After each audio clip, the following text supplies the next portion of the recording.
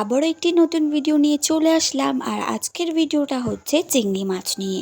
চিংড়ি মাছের ঝোল, এটা হচ্ছে কুমড়ো দিয়ে করা হয়েছে। কুমড়ো দিয়ে চিংড়ি মাছের ঝোল কিভাবে রান্না করতে হয় ফুল ভিডিওটা দেখে শিখে নাও। প্রথমে আমরা চিংড়ি মাছের মাথাগুলো আর তার গায়ের শাখা প্রশাখাগুলো চিড়ে ফেলে দিয়ে তার বডিটা নিয়েছি।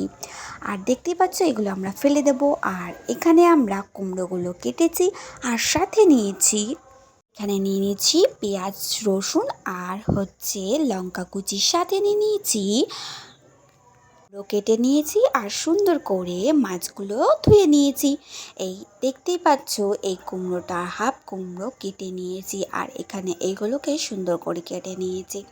আর এখানে আমরা একটি কড়াই নিয়ে নিলাম আর কড়াইয়ের মধ্যে একটুখানি তেল দিয়ে দিচ্ছি। ডিটেলসে বলছি, তাই তোমরা একটু একটু করে দেখে শিখে নাও। ভিডিওটা যদি কোথাও বুঝতে অসুবিধা হয় সেটা আমাকে কমেন্টে জানিও, তাহলে আমি ডিটেলসে বলে দেবো। আর আমার যদি বলার কোথাও ভুল হয়ে থাকে সেটাও আমাকে জানিও, তাহলে আমি ভুলটা শুধরে নেওয়ার চেষ্টা করব। এখানে পেঁয়াজ কুচি রসুন কুচি আর সাথে নিয়ে নিয়েছি লঙ্কা কুচি। এগুলোকে বেশ কিছুক্ষণ পর রেখে এর ওপরে দিয়ে দিচ্ছি চিংড়ি মাছগুলো। এইগুলোকে দেওয়ার পর বেশ কিছুক্ষণ এরকমভাবে নাড়াচাড়া করব। নাড়াচাড়া করার পর এর উপরে একটুখানি নুন দেব। নুনটা দিয়ে ভালো করে এটা নাড়াচাড়া করছি। দেখতেই পাচ্ছ তার উপরে আমরা ঝাল খাবো বলে একটু বেশি করেই লঙ্কা দিয়েছি। এখানে শুকনো লঙ্কাও দিতে পারো বা হচ্ছে বাটাও দিতে পারো। গুঁড়ো বা বাটা দুটোর মধ্যে একটা দিলেই হবে। তার উপরে হলুদ গুঁড়ো দিয়ে দিয়েছি আর সাথে আমরা নিয়ে নিয়েছি একটুখানি জিরে গুঁড়ো ওর সাথে নিয়ে নিলাম দু চামচ করে প্রত্যেকটাই নিয়েছি।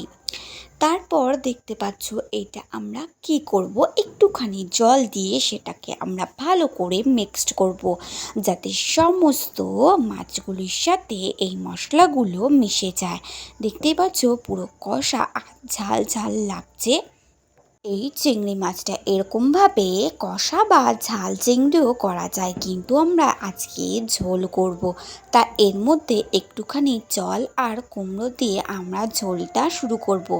জল দেওয়ার আগে আমরা কুমড়োটা দিলাম আর কুমড়োটা দিয়ে এই চিংড়ি মাছের মশলার সাথে ভালো করে মিক্সড করে দেব।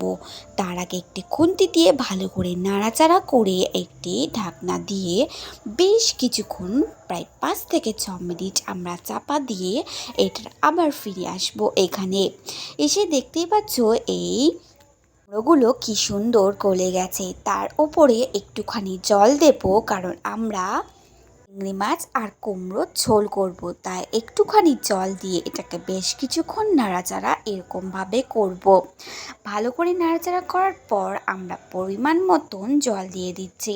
জলটা ঠিক মাছ আর কুমড়ো যতটা দেওয়া আছে ঠিক ততটা অনুযায়ী দেব, বেশি দিলে তাহলে ভালো লাগবে না, তাই আমরা এটা সমান অনুযায়ী একটু জল দেব। তারপর ঢাকনা চাপা দিয়ে 5 থেকে 6 মিনিট পর ফিরে আসবো। তো দেখতেই পাচ্ছ কি সুন্দর হয়েছে দেখতে চিংড়ি মাছ আর কুমড়োর ঝোল।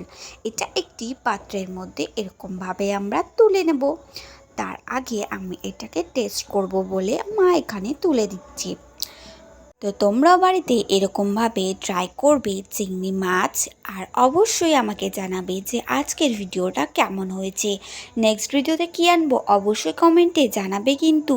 এরকম আরও নিত্য নতুন ভিডিও দেখতে আমার চ্যানেলটিকে সাবস্ক্রাইব করে রাখো আর বেল আইকনটি বাজাতে ভুলো না কিন্তু।